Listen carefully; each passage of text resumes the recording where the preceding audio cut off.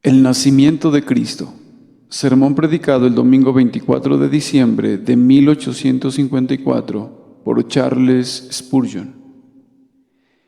He aquí que la Virgen concebirá y dará a luz un hijo, y llamará su nombre Emmanuel. Comerá mantequilla y miel hasta que sepa desechar lo malo y escoger lo bueno. Isaías 7, versículos 14 y 15. El reino de Judá se encontraba en una situación de peligro inminente. Dos monarcas se habían aliado en su contra. Dos naciones se habían levantado para su destrucción. Siria e Israel habían venido a sitiar los muros de Jerusalén, con toda la intención de derrumbarlos por completo y destruir totalmente la monarquía de Judá. Acaz, el rey, sumido en graves problemas, utilizó todo su ingenio para defender la ciudad, y entre otras estratagemas que su sabiduría le llevó a inventar, cortó el suministro de agua del acueducto del estanque de arriba para que los sitiadores fueran puestos en aprietos por la necesidad de agua. El rey sale por la mañana, sin duda acompañado de sus cortesanos, camina hacia el acueducto del estanque de arriba queriendo verificar el corte del suministro del agua. Pero he aquí, se encuentra con algo que hace a un lado sus planes y los vuelve inútiles. Isaías sale a su encuentro y le dice que no tema a causa de esos dos cabos de tizón, pues Dios va a destruir por completo ambas naciones que se habían levantado en contra de Judá. Acaz no debía turbarse debido a la presente invasión, pues tanto él como su reino serían salvados.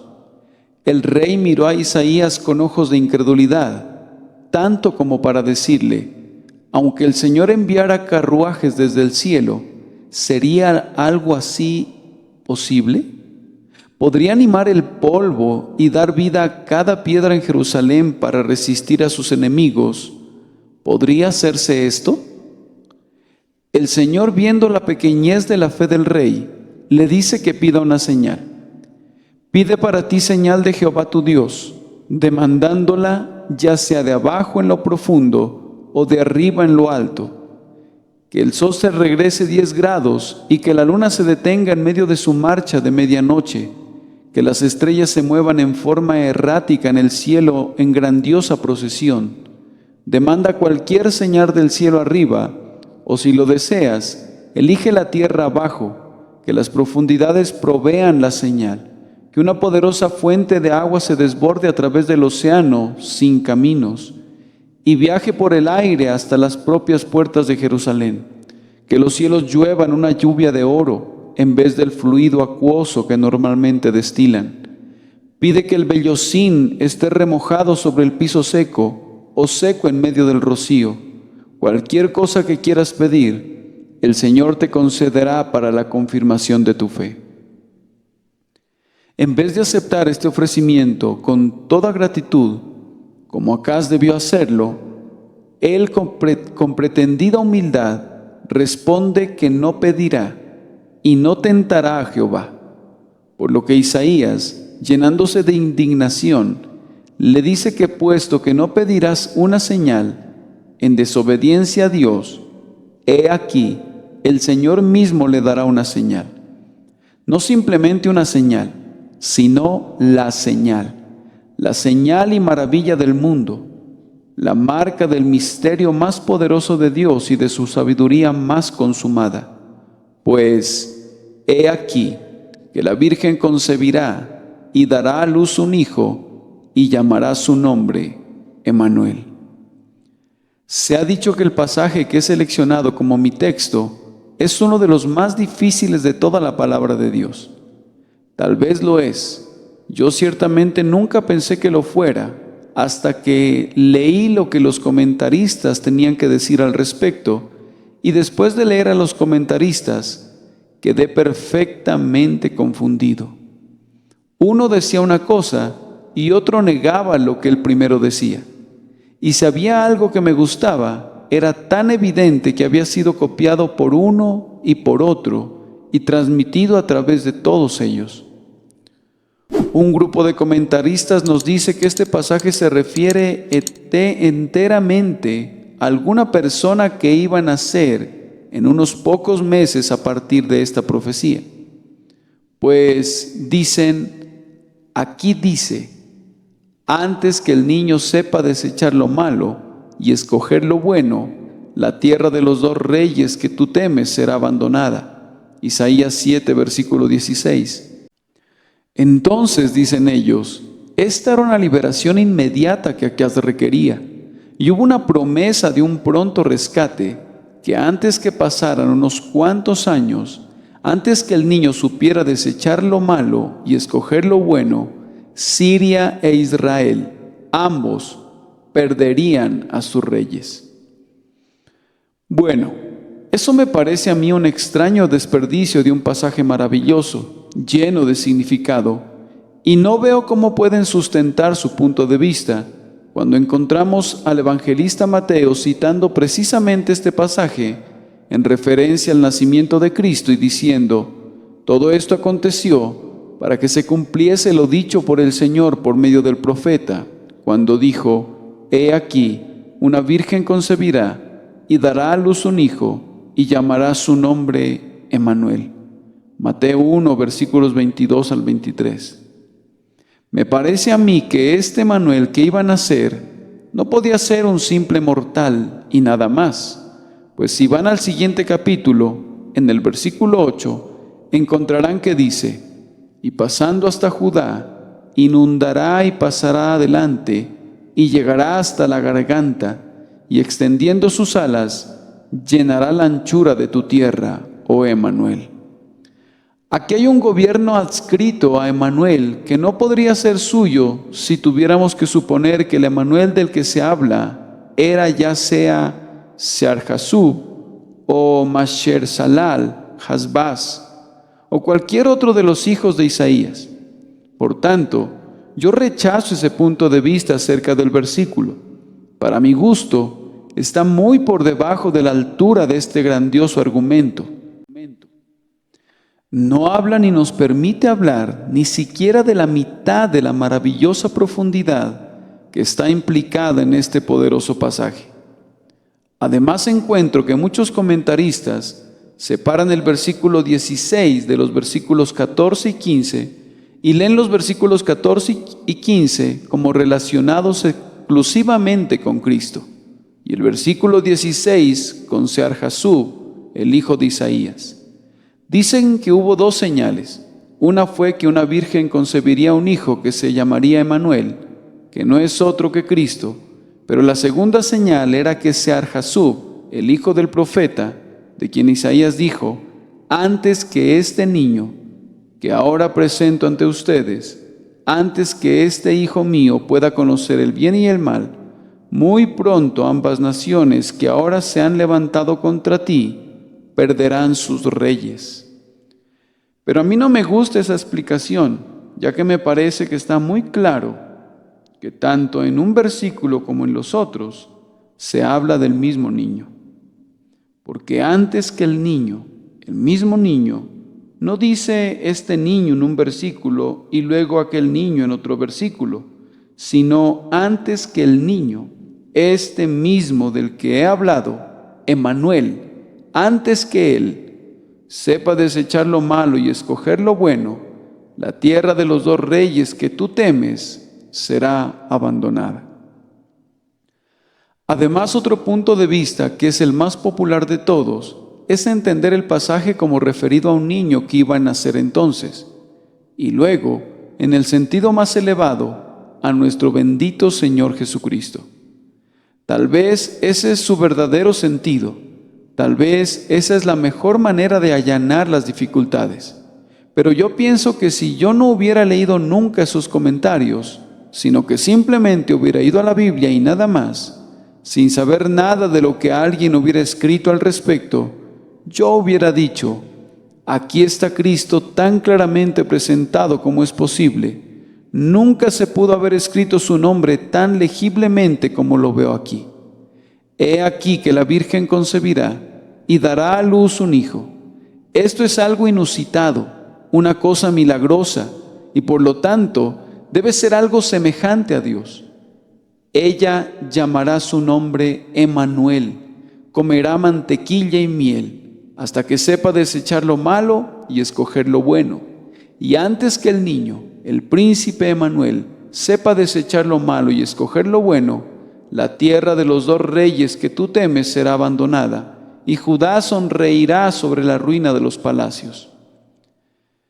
Entonces, esta mañana voy a tomar mi texto como relacionado con nuestro Señor Jesucristo, y tenemos 3 cosas aquí acerca de Él.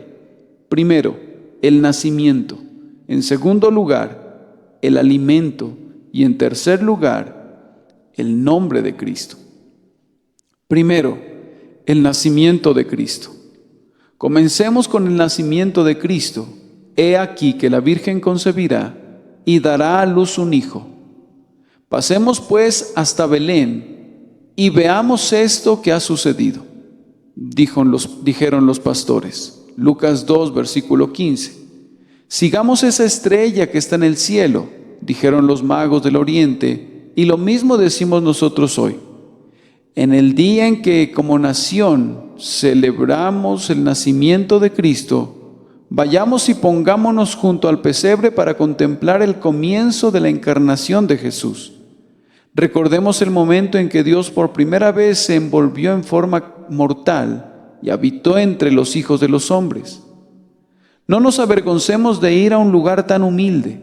Detengámonos en la posada del pueblo y veamos a Jesucristo, el Dios hombre, convertirse en un bebé muy pequeñito.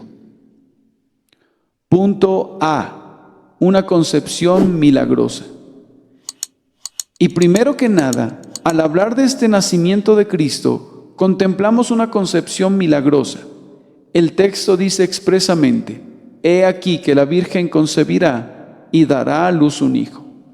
Esta expresión no tiene paralelo en la Sagrada Escritura, fuera de la Virgen María.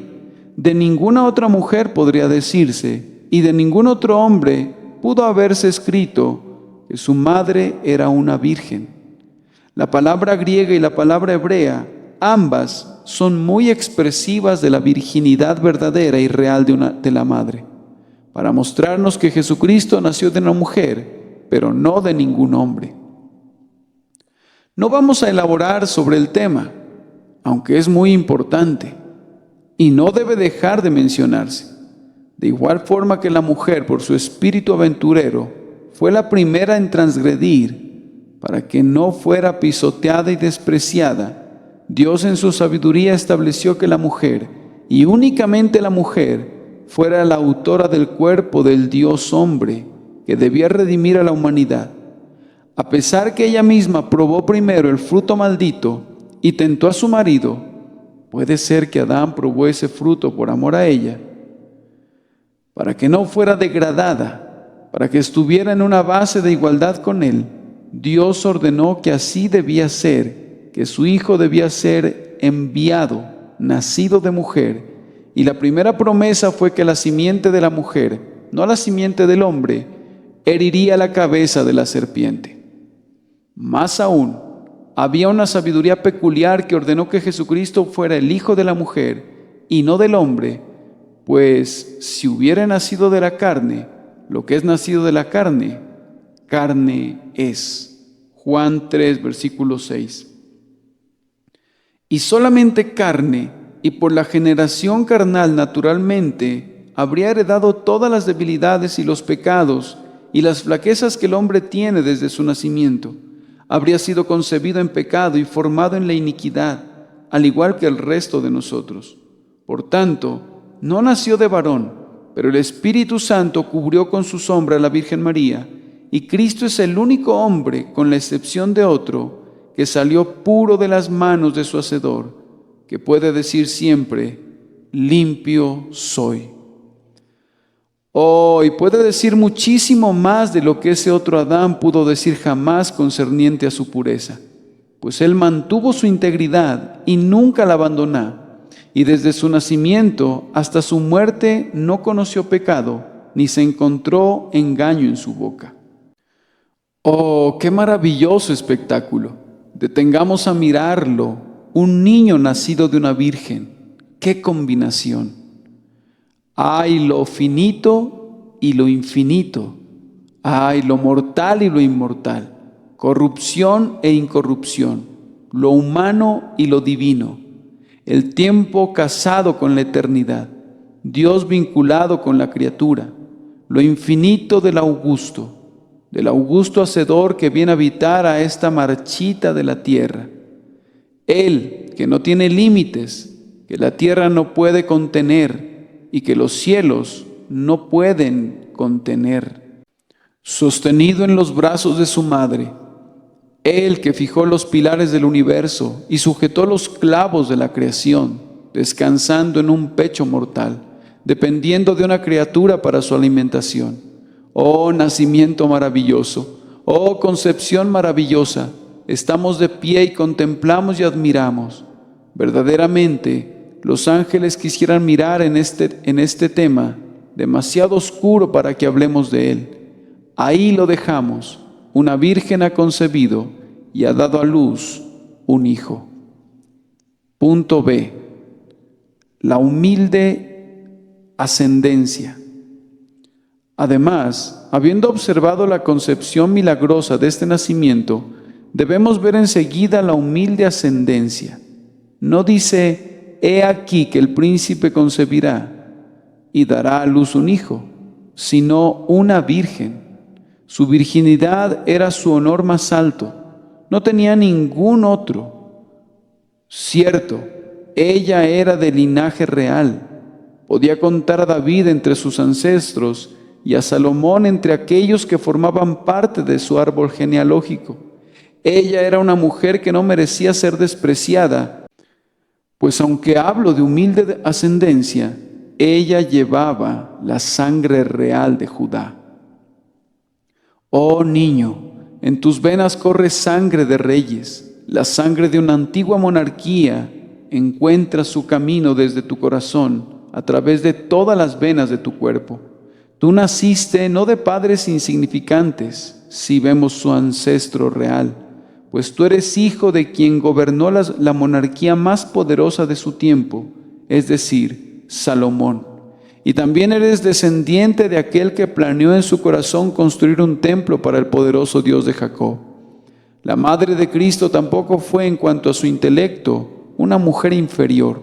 Entendió que ella poseía una gran fuerza de mente, pues de otra forma no habría podido componer un fragmento de poesía tan dulce como ese que es llamado el Cántico de María, que comienza, engrandece mi alma al Señor. Lucas 1, versículo 46. Ella es una persona que no debe ser despreciada. Hoy en especial me gustaría expresar mis pensamientos acerca de una cosa que considero como una falla entre los protestantes. Debido a que los católicos romanos le rinden demasiado respeto a la Virgen María y le rezan, tendemos a hablar de ella de una manera que la minimiza. Ella no debe ser colocada bajo un edicto de desprecio, pues ella pudo cantar verdaderamente. Desde ahora me dirán, bienaventurada todas las generaciones. Lucas 1, versículo 48. Yo supongo que las generaciones de protestantes están entre todas las generaciones que deben decirle bienaventurada. Aunque ella no era una princesa, sin embargo su nombre, María, al ser interpretado significa una princesa. Y aunque ella no es la reina del cielo, sin embargo, ella tiene el derecho de ser contada entre las reinas de la tierra. Y aunque ella no es la dama de nuestro Señor, ciertamente camina entre las mujeres de renombre y poder de las Escrituras. Punto C. Un nacimiento humilde. Sin embargo, el nacimiento de Jesucristo fue humilde. Es extraño que el Señor de la Gloria no haya nacido en un palacio. Príncipes, Cristo no les debe nada. Príncipes, Cristo no es deudor de ustedes. Ustedes no lo envolvieron en pañales. Él no fue cubierto con manto púrpura. Ustedes no le prepararon una cuna de oro para mecerlo. Reinas, ustedes no lo mecieron en sus rodillas. Él no descansó en sus pechos. y ustedes ciudades poderosas, que en aquel tiempo eran grandes y famosas, sus salones de mármol no fueron bendecidos con sus pequeños pasos infantiles. Él salió de un pueblo pobre y despreciable, Belén. Cuando estuvo allí, no nació en la casa del gobernador ni en la mansión del hombre principal, sino en un pesebre. La tradición nos dice que su pesebre había sido excavado en una roca sólida. Allí fue colocado, y muy probablemente los bueyes vinieron a alimentarse de ese mismo pesebre, comiendo del heno y del forraje que constituía su único colchón. Oh, maravillosa inclinación de condescendencia, que nuestro bendito Jesús fuera ceñido con humildad y se inclinara tan bajo. Ah, sí, se humilló. ¿Por qué tenía que inclinarse a un nacimiento tan humilde? Y si se humilló, ¿por qué tenía que someterse no solo a convertirse en el hijo de unos padres pobres, sino a nacer en un lugar tan miserable? Esto nos da muchos ánimos. Si Jesucristo nació en un pesebre excavado en una roca, ¿por qué no habría de venir y vivir en nuestros corazones de piedra? Si Él nació en un establo, ¿por qué el establo de nuestras almas no habrían de convertirse en una habitación para Él? Si nació en la pobreza, ¿no podrían los pobres de espíritu esperar que Él sea su amigo? Si Él soportó desde el principio esa degradación, ¿consideraría Él un deshonor venir a sus criaturas más pobres y humildes y habitar en el corazón de sus hijos? Oh, no. Nosotros podemos recibir una lección de consuelo de su humilde origen y podemos gozarnos que no fue una reina ni una emperatriz, sino una humilde mujer la que se convirtió en la madre del Señor de gloria. Punto D. El glorioso día de su nacimiento. Debo hacer un comentario más sobre el nacimiento de Cristo antes de proseguir, y ese comentario será relativo al glorioso día de su nacimiento. Con toda la humildad que rodeó el nacimiento de Cristo, sin embargo, hubo mucho que era glorioso, mucho que era honorable. Ningún otro hombre tuvo jamás un día de nacimiento como Jesucristo lo tuvo. ¿De quién más habían escrito los profetas y los videntes como escribieron de él? ¿Cuál nombre está grabado en tantas tablillas como el suyo? ¿Quién tuvo tal rollo de profecías, todas apuntando a él como Jesucristo, el Dios hombre?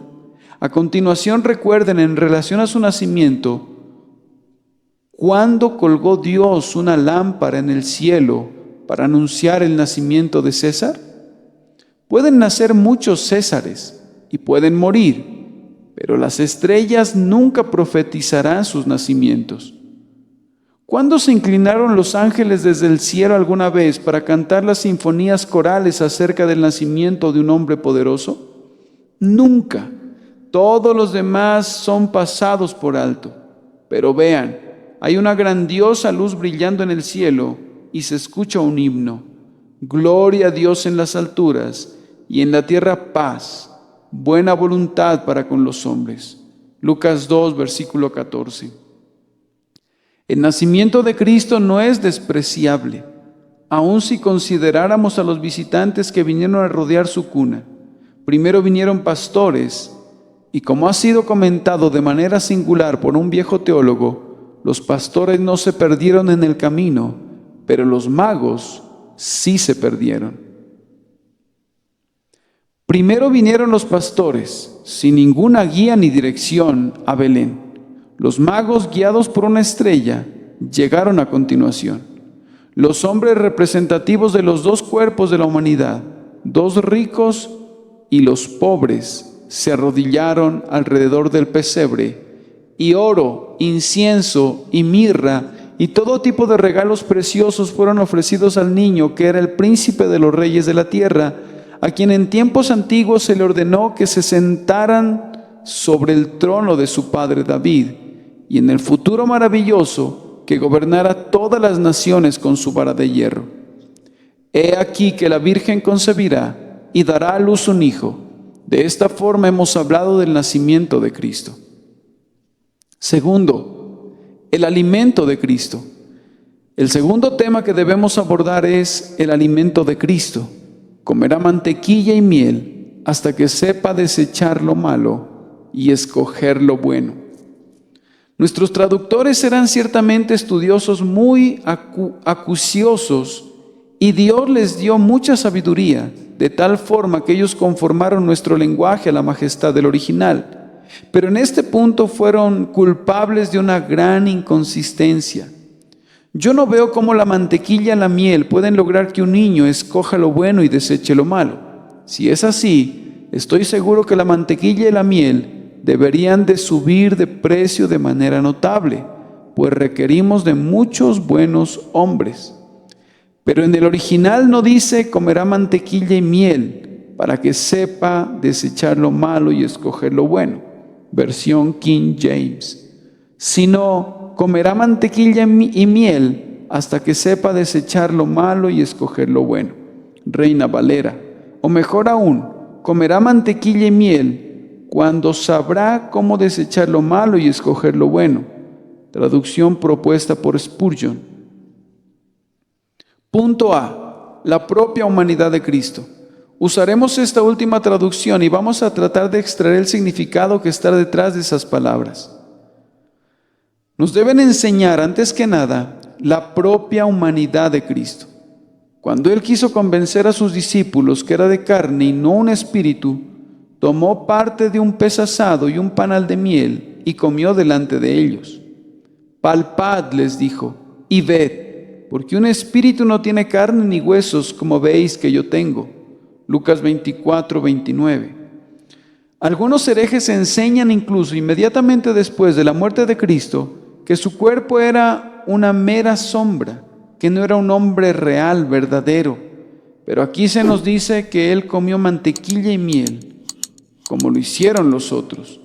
De la misma manera que otros hombres eran alimentados con comida, así también Jesús, Él era hombre verdadero, como ciertamente era Dios verdadero y eterno. Por lo cual debía ser en todo semejante a sus hermanos, para venir a ser misericordioso y fiel sumo sacerdote en lo que a Dios se refiere, para expiar los pecados del pueblo. Hebreos 2, versículo 17. Por tanto, se nos dice que comió mantequilla y miel para enseñarnos que realmente era un hombre verdadero, el cual después murió en el Calvario. Punto B. Nacido en tiempos de paz. La mantequilla y la miel nos enseñan además que Cristo debía nacer en tiempos de paz. Esos productos no se podían encontrar en Judea en tiempos de lucha. El asolamiento de la guerra barre con todos los hermosos frutos de la industria. Los postreros que no tienen riego ni producen pastos, y por tanto no podía haber mantequilla. Las abejas pueden construir su panal en el esqueleto de un león, y puede haber miel allí. Pero cuando la tierra es turbada, ¿quién irá a recoger la miel? ¿Cómo podrá el niño comer mantequilla cuando su madre huye en el invierno con el niño entre sus brazos? En tiempos de guerra no tenemos opciones de comida. En esos tiempos los hombres comen lo que se pueda conseguir y el suministro es a menudo muy escaso. Demos gracias a Dios porque vivimos en una tierra de paz y veamos un misterio en este texto, que Cristo nació en tiempos de paz. El templo del dios Jano fue cerrado antes que el templo del cielo fuera abierto. Antes que el Rey de Paz viniera al templo de Jerusalén, la hórrida boca de la guerra fue tapada. Marte había enfundado su espada y todo estaba en calma. Augusto César era emperador del mundo, nadie más lo gobernaba. Y por tanto las guerras habían cesado, la tierra estaba en calma. Las hojas no se movían en los árboles del campo, el océano de la contienda no era turbado por ninguna ola. Los vientos hirvientes de la guerra no soplaban sobre el hombre para molestarlo. Todo estaba en paz y calma, y entonces vino el príncipe de paz, que en días futuros romperá el arco y cortará la lanza en pedazos y quemará los arcos en el fuego. Punto C. La precocidad de Cristo. Hay otro pensamiento aquí. Comerá mantequilla y miel cuando sabrá cómo desechar lo malo y escoger lo bueno. Esto debe enseñarnos la precocidad de Cristo, y con ello quiero decir que aun cuando era un niño, aun cuando se alimentaba de mantequilla y miel, que son alimento infantil, podía discernir entre el bien y el mal. Usualmente no es sino hasta que los niños dejan el alimento de su infancia que pueden discernir entre el bien y el mal en el sentido pleno. Toma años para que las facultades maduren, para que el juicio se desarrolle, para que se convierta en un hombre, de hecho, para serlo hombre. Pero Cristo, aun cuando era un bebé, aun cuando se alimentaba de mantequilla y miel, podía discernir entre el bien y el mal, desechaba uno y escogía el otro. Oh, qué poderoso intelecto había en ese cerebro. Mientras era todavía un bebé, seguramente debe haber habido chispazos de genio saliendo de sus ojos. El fuego del intelecto debe haber encendido ese rostro. Él no era un niño ordinario. ¿Cómo hablaría su madre de todas las cosas maravillosas que el pequeño decía en su parloteo infantil? Él no jugaba como otros niños. No tenía interés en gastar el tiempo en diversiones ociosas. Sus pensamientos eran elevados y maravillosos. Él entendía los misterios y cuando subió al templo en su infancia, no fue encontrado como el resto de los niños jugando en las plazas o en los mercados, sino sentado en medio de los doctores, escuchándolos y haciéndoles preguntas. La suya era una mente rectora. Jamás hombre alguno ha hablado como este hombre. Juan 7, versículo 46. De tal manera que ningún niño jamás pensó como este niño. Él era un niño sorprendente, la maravilla y el asombro de todos los niños, el príncipe de los niños, el Dios hombre, aun cuando era un niño.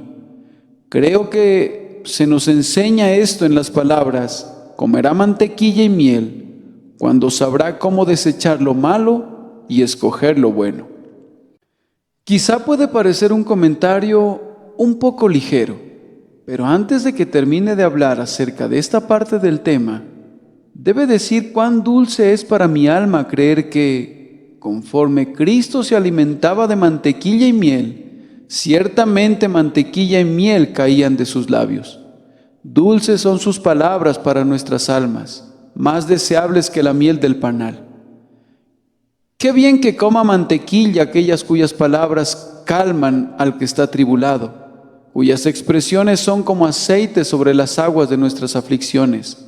Qué bien que coma mantequilla aquel que vino a sanar a nuestros corazones quebrantados, y qué bien que se alimentó de la grosura de la tierra, aquel que vino a restaurar la tierra a su vieja fertilidad, y a suavizar toda carne en leche y miel, miel en el corazón. ¿Dónde más se encuentra esa dulzura que he probado en tu amor y que solo encuentro en ti? Tus palabras, oh Cristo, son como miel. Como una abeja, yo he volado de flor en flor para recoger dulzura y confeccionar alguna esencia preciosa que fuera fragante para mí. Pero he encontrado que la miel se escurre de tus labios. Yo he tocado tu boca con mis dedos y he llevado esa miel a mis labios, y mis ojos han sido iluminados, dulce Jesús. Cada palabra tuya es preciosa para mi alma. Ninguna miel se puede comparar contigo. Qué bien que hayas comido mantequilla y miel. Tal vez no debía haber olvidado decir que el efecto de que Cristo comiera mantequilla y miel fue mostrarnos que durante su vida no iba a diferir de entre hombres en su apariencia externa. Otros profetas, cuando vinieron, estaban vestidos con ásperas vestiduras y su comportamiento era austero y solemne. Cristo no vino así. Él vino para ser un hombre entre los hombres. Festejaba con quienes festejaban, comía miel con quienes comían miel. No difería de nadie y por esto fue llamado un hombre comilón y un hombre bebedor de vino. ¿Por qué hizo eso Cristo? ¿Por qué se involucró así como decían los hombres, aunque era verdaderamente una calumnia? Era porque quería que sus discípulos no tuvieran en alta estima la comida y la bebida, sino que más bien despreciaran estas cosas y vivieran como otros lo hacían. Porque quería enseñarles que no es lo que entra en la boca lo que contamina al hombre, mas lo que sale de la boca, Esto contamina al hombre. No es lo que el hombre come, con moderación o sin moderación, lo que puede lesionarlo, sino lo que un hombre dice y piensa. No es abstenerse de comer, no es la ordenanza carnal de no manejes, ni gustes, ni aun toques, Colosenses 2:21, lo que constituyen los fundamentos de nuestra religión, aunque sería un buen anexo para ella. Cristo comió mantequilla y miel, y su pueblo puede comer mantequilla y miel. Más aún, cualquier cosa que Dios en su providencia le dé, es alimento para el Hijo de Cristo. Tercero, el nombre de Cristo. Ahora llegamos a una conclusión con el nombre de Cristo, y llamará su nombre Emmanuel. Queridos amigos, yo tenía la esperanza de tener suficiente voz hoy para poder hablar acerca del nombre de mi Señor. Tenía la esperanza de poder conducir mi veloz carruaje, pero como ha perdido sus ruedas, debo contentarme con proseguir como pueda. A veces nos arrastramos cuando no podemos caminar y caminamos cuando no podemos correr. Pero, aquí tenemos un dulce nombre para nuestra conclusión, y llamará su nombre Emmanuel. Las madres de tiempos antiguos ponían nombres a sus hijos que tuvieran un significado. No les ponían nombres de eminentes personas a quienes muy probablemente llegarían a odiar, al punto de no querer saber nada de ellas. Tenían nombres llenos de significado que registraban alguna circunstancia de su nacimiento. Por ejemplo, Caín, por voluntad de Jehová he adquirido varón. Génesis 4:1, dijo su madre, y lo llamó Caín, esto es, obtenido o adquirido. Tenemos a Set, esto es, sustituto, pues su madre dijo, Dios, dijo ella, me ha sustituido otro hijo en lugar de Abel. Génesis 4, versículo 25. Noé significa descanso o consuelo. Ismael fue llamado así por su madre porque Dios la había escuchado. Isaac fue llamado risa, pues él trajo risas al hogar de Abraham. Jacob fue llamado el suplantador o el taimado, porque quiso suplantar a su hermano. Podemos señalar muchos ejemplos similares. Tal vez esta era una buena costumbre entre los hebreos, aunque la formación peculiar de nuestra lengua no nos permitiría hacer lo mismo, excepto en cierta medida. Vemos, por tanto, que la Virgen María llamó a su hijo Emmanuel para que pudiera haber un significado en su nombre, Dios con nosotros. Alma mía, repite nuevamente esas palabras, Dios con nosotros. Oh, es una de las campanas del cielo, repitámosla una vez más, Dios con nosotros. Oh, es una nota extraviada de los sonetos del paraíso, Dios con nosotros. Oh, es el balbuceo de un serafín, Dios con nosotros. Oh, es una de las notas del canto de Jehová cuando se goza en su iglesia con cantos, Dios con nosotros.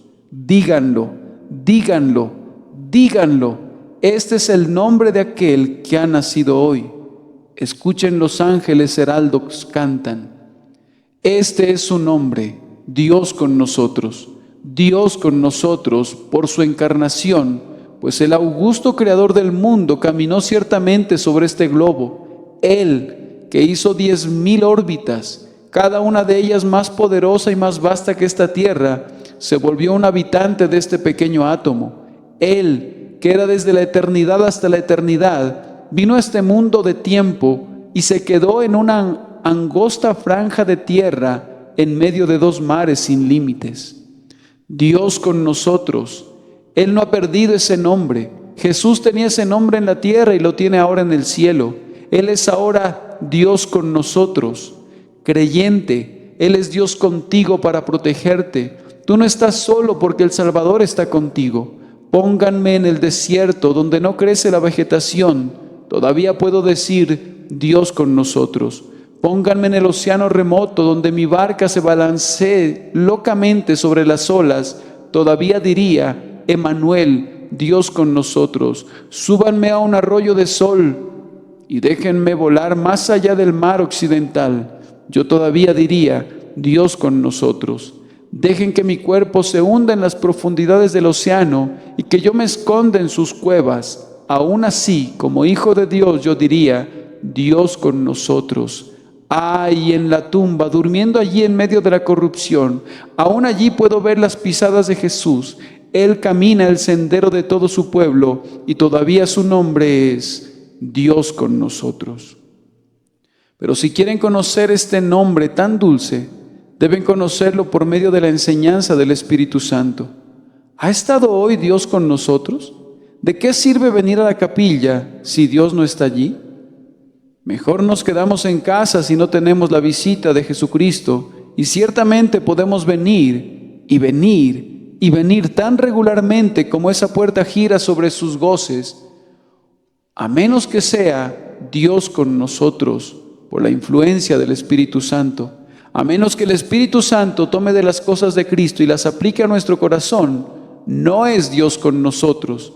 De otra manera, Dios es un fuego consumidor. Yo amo a Dios con nosotros. Hasta que no vea a Dios en cuerpo humano, mis pensamientos no encontrarán consuelo. Ahora pregúntense ustedes mismos, ¿saben ustedes lo que significa Dios con nosotros? ¿Ha estado Dios con ustedes en sus tribulaciones por medio de la influencia consoladora del Espíritu Santo? ¿Ha estado Dios con ustedes al escudriñar las Escrituras? ¿Ha brillado el Espíritu Santo sobre la palabra? ¿Ha estado Dios con ustedes en la convicción, trayéndolos al Sinaí? ¿Ha estado Dios con ustedes consolándolos, trayéndolos de nuevo al Calvario? ¿Conocen el pleno significado de ese nombre, Emmanuel, Dios con nosotros? No, aquel que lo conozca mejor sabe muy poco de él. Ay, y quien no lo conoce es verdaderamente un ignorante, tan ignorante que su ignorancia no es una bendición, sino que será su condenación. Oh, que Dios le enseñe el significado de ese nombre, Emmanuel, Dios con nosotros. Ahora llegamos a una conclusión. Emmanuel es el misterio de la sabiduría, Dios con nosotros. Los sabios lo miran y se maravillan, los ángeles desean verlo. La plomada de la razón no puede llegar ni a la mitad de la distancia de sus profundidades. El ala de águila de la ciencia no puede volar tan alto, y el ojo perforador del buitre de la investigación no puede verlo. Dios con nosotros es el terror del infierno. Satanás tiembla a su sonido. Sus legiones vuelan con presteza. El dragón de alas negras del abismo se acobarda ante él. Dejen que venga a ustedes súbitamente, y si simplemente susurran esas palabras, Dios con nosotros, se cae de bruces, confundido y aturdido. Satanás tiembla cuando escucha ese nombre, Dios con nosotros. Es la fortaleza del obrero. ¿Cómo podría predicar el Evangelio? ¿Cómo podría doblar sus rodillas en oración? ¿Cómo podría el misionero ir a tierras remotas? ¿Cómo podría el mártir soportar la hoguera? ¿Cómo podría el confesor reconocer a su Señor? ¿Cómo podrían trabajar los hombres si se quitaran esas palabras? Dios con nosotros. Son el consuelo del que sufre, son el bálsamo de su dolor, el alivio de su miseria, el sueño que Dios da a quienes aman, el descanso después del trabajo y de la labor. Y para terminar, Dios con nosotros constituye el soneto de la eternidad, el aleluya del cielo, el clamor de los glorificados, el himno de los redimidos, el coro de los ángeles, el eterno oratorio de la grandiosa orquesta del cielo, Dios con nosotros. Dios te salve, Emmanuel, todo divino. En ti brillan las glorias de tu Padre, oh tú el más brillante, dulce y hermoso, que hayan visto los ojos o que los ángeles hayan conocido. Ahora, una feliz Navidad a todos ustedes, y será una feliz Navidad si tienen a Dios con ustedes. No voy a decir nada hoy en contra de las festividades acerca de este día del nacimiento de Cristo. Yo sostengo que tal vez no es correcto celebrar ese día, pero nunca estaremos en medio de aquellos que consideran un deber celebrarlo de una manera incorrecta, así como otros lo celebran de una manera correcta. Pero mañana reflexionaremos acerca del día del nacimiento de Cristo. Nos sentimos obligados a hacerlo. Estoy seguro independientemente de cuán vigorosamente nos aferremos a nuestro áspero puritanismo. Y así que celebremos la fiesta, no con la vieja levadura, ni con la levadura de malicia y de maldad, sino con panes sin levadura, de sinceridad y de verdad. 1 Corintios 5:8. No festejen como si desearan celebrar el festival de Baco. No vivan mañana como si adorasen una deidad pagana. Festejen, cristianos, festejen, tienen derecho a festejar. Vayan al salón de festejos mañana, celebren el nacimiento de su Salvador, que no les dé vergüenza estar contentos. Tienen derecho de ser felices. Salomón dice: anda y come tu pan con gozo y bebe tu vino con alegre corazón, porque tus obras ya son agradables a Dios. En todo tiempo sean blancos tus vestidos y nunca falte ungüento sobre tu cabeza. Eclesiastés 9, versículos del 7 al 8. La religión nunca fue diseñada para disminuir nuestros placeres. Recuerden que nuestro Señor se alimentó de mantequilla y miel. Regresen a sus casas, gocen el día de mañana, pero en sus festejos piensen en el hombre de Belén. Permitan que Él tenga un lugar en sus corazones. Denle la gloria. Piensen en la Virgen que lo concibió, pero sobre todo piensen en el hombre que nació, el Hijo dado. Concluyo diciendo otra vez: una feliz Navidad para todos ustedes.